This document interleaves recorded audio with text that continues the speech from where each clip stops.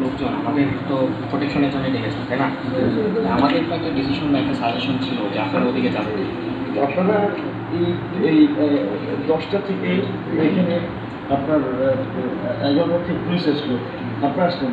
আপনারা একটা বিএনপির সব নেতা না, বিএনপি বড়টা দল, অনেক গ্রুপ আছে, একটা অংশের কিছু লোকজন এদের কাছে আর্মি সারেন্ডার করে, পুলিশ সারেন্ডার করবে, তাহলে আপনারা এদের কাছে তো কেউ সারেন্ডার সারেন্ডার আপনারা আপনার প্রোটেকশনের জন্য ডেকেছেন, আপনারা আমাদের সাজেস্ট করছেন যে বসে রাখছেন। এখন যদি আপনি আমাদের ডিসিশন আমরা কি চোরটা ডেকেছেন, আমরা বিকল্প রোডে পালাইতে জন্য এসেছি। আমরা বিকল্প রোডে পালাইতে আমি কি চোরটা আমরা তো আপনাকে প্রোটেকশনের জন্য আপনি আপনার যারা যে রাস্তাঘাট আটক করেছেন, রামদান নিয়ে অস্ত্র নিয়ে লাঠি ছুটে নিয়ে তাদেরকে আপনি নিবৃত্ত করছেন, তার উপরে কোনো অ্যাকশন নিচ্ছেন?